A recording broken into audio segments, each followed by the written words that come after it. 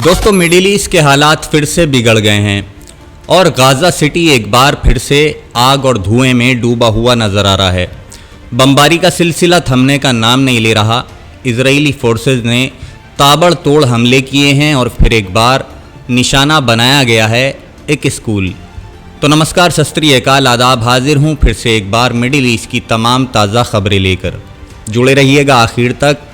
दोस्तों, Gaza city में फिर से एक स्कूल को निशाना बनाया गया, लेकिन दोस्तों ये वो स्कूल था जिसमें अब बच्चों की पढ़ाई नहीं होती थी, बल्कि बच्चों की पढ़ाई की जगह ये स्कूल एक शेल्टर बन चुका था। लोग जिसमें पनाह लिए हुए थे, लोग उम्मीद कर रहे थे कि यहाँ शायद उन्हें बचाव मिल जाएगा, यहाँ शायद हमला नहीं होगा। लेकिन फिर एक बार उनकी उम्मीदें झूठी साबित हुईं। एक बम आकर गिरा जिसने सारी उम्मीदें छीन ली। 2 मासूम बच्चों की ज़िंदगी वहीं ख़त्म हो जाती है। दोस्तों, सोचना तक मुश्किल है कि वो बच्चे जिनके हाथों में पेंसिल और किताब होनी चाहिए थी, उनके हाथों में मलबा और खून आया। यही तो जंग की सबसे बड़ी बेइंसाफ़ी है। और ये कोई अकेली वारदात नहीं है। आप जानते हैं, सिर्फ पिछले 24 घंटों में 43 लोग गाज़ा में मारे जा चुके हैं। जी हाँ, 43 लाशें और ना जाने कितने घायल हैं। सिर्फ गाज़ा सिटी के ये आंकड़े हैं। गाज़ा में ही 26 लोग ख़त्म कर दिए गए। कुछ तस्वीरें आपको दिखाता हूँ, ज़रा तस्वीरें देखिए।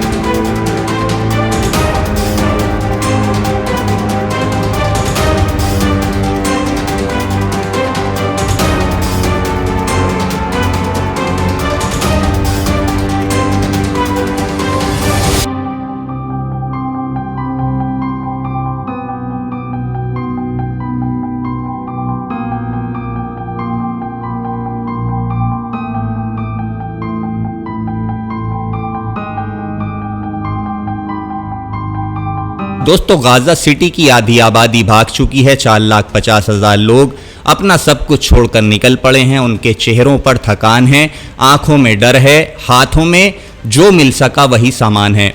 अल रशीद स्ट्रीट, वो सड़क जो पहले आराम से 20 मिनट में पार हो जाती थी, अब उसी रास्ते पर लोगों को 5 से 7 घंटे लग रहे हैं।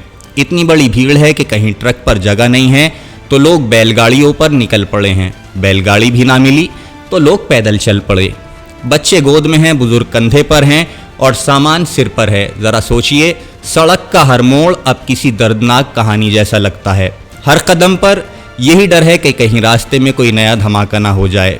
उधर रात का हाल मत पूछिए। जी हाँ, अभी जो रात गुजरी है, जहाँ हम लोग यहाँ आराम से पंखे और एसी में सोए थे, वहाँ रातों में बम की आवाज़ें आ रही थीं। फाइटर जेट इतने नीचे उड़ान भर रहे थे कि वाइब्रेशन से घरों की खिड़कियां तक हिल गईं। ज़रा सोचिए, अगर यहाँ बैठे हम तक आवाज़ पहुँचती है तो उन लोगों का क्या हाल होगा जो डर के साए में सीधे उन बमों के नीचे रह रहे हैं। वहाँ के लोग कहते हैं कि पिछली रात उनकी ज़िंदगी की सबसे लंबी रात थी, और जब हर रात डर में गुजरे तो दिन कैसे उजाला लगेगा। अब आते हैं आंकड़ों पर। अक्टूबर 2023 से लेकर अब तक इजराइल की इस जंग में 65,000 से ज़्यादा लोगों की जान जा चुकी है। जी हाँ, 65,000 से ऊपर, और 1,65,000 लोग घायल हो चुके हैं। ये तो वो आंकड़े हैं जो सामने आए हैं, लेकिन दोस्तों हकीकत इससे कहीं ज़्यादा ख़तरनाक है, क्योंकि हज़ारों लोग अब भी मलबे के नीचे दबे हुए हैं। मतलब जो लिस्ट हमारे पास है वो पूरी सच्चाई नहीं है।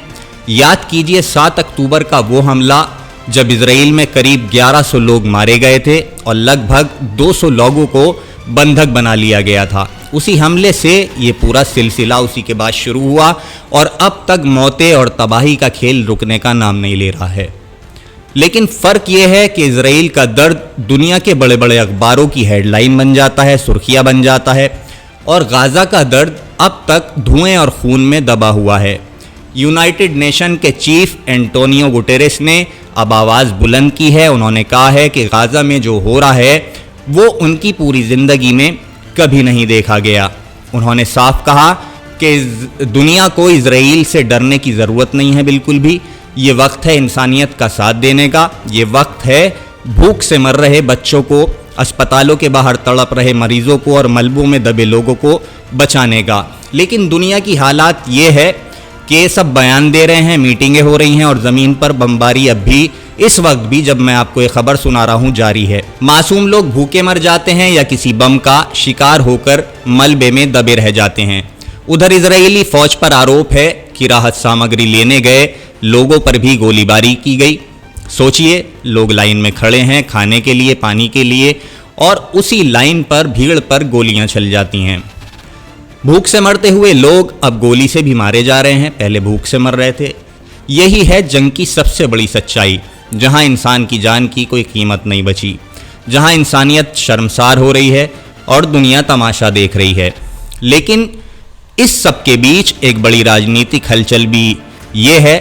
पुर्तगाल ने ऐलान किया है कि वो फिलिस्तीनी राज्य को मान्यता देगा। रविवार को आधिकारिक घोषणा होगी, यानी कि अब पुर्तगाल भी ऑस्ट्रेलिया, कनाडा, फ्रांस, ब्रिटेन की कतार में खड़ा हो गया है।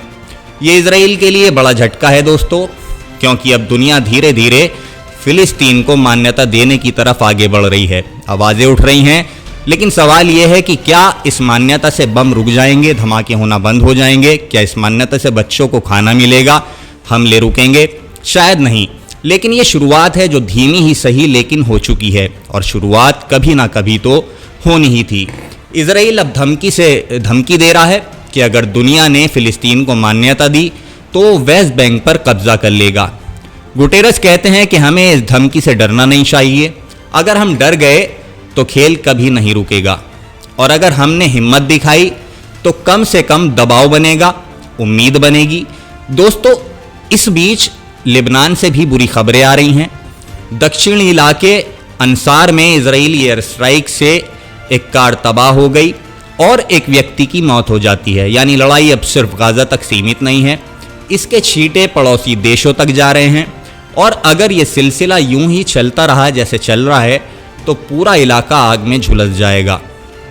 तो दोस्तों, तस्वीर ये है, गाज़ा सिटी पर हमले जारी हैं, हर दिन नई लाशें उठ रही हैं, लोग घर छोड़कर जान बचाकर इधर उधर भाग रहे हैं, भूख और बीमारी से लोग मर रहे हैं, और दुनिया धीरे धीरे फिलिस्तीन को मान्यता देने की तैयारी कर रही है।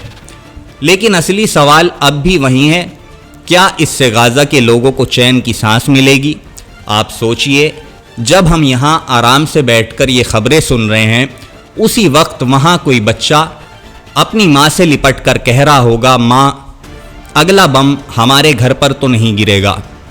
कोई बूढ़ा बाप अपने बेटे से कह रहा होगा, जल्दी भागो, यहाँ रुकना ठीक नहीं है। और कोई औरत अपने बीमार बच्चे को गोद में लिए सोच रही होगी मन ही मन कि दवा कहाँ से आएगी। यही असली तस्वीर है, यही इस जंग की हकीकत है। दोस्तों, ये कहानी छोटी नहीं है, ये सिर्फ एक दो दिन की हेडलाइन नहीं है, ये वो जंग है जिसने इंसानियत को आईने में झांकने पर मजबूर कर दिया है। और जब तक बम गिरते रहेंगे, जब तक बच्चों की लाशें उठती रहेंगी, तब तक दुनिया की हर मीटिंग, हर बयान, हर घोषणा अधूरी रहेगी। तो बने रहिएगा हमारे साथ, क्योंकि इस जंग के हर मोड़ पर नई कहानियाँ लिखी जा रही हैं, कभी खून से, कभी आंसुओं से, और कभी इंसानियत की आवाज़ से। अगले अपडेट में फिर मिलेंगे, फिर मुलाकात होगी। कहानी इस वीडियो पर एक लाइक ज़रूर कर दें और अपने दोस्तों के साथ शेयर ज़रूर करें। चैनल अभी नया है, आपके सपोर्ट की ज़रूरत है, सब्सक्राइब ज़रूर कर लें। जल्द ही आपसे मुलाकात होगी एक नई अपडेट के साथ। धन्यवाद। जय हिंद।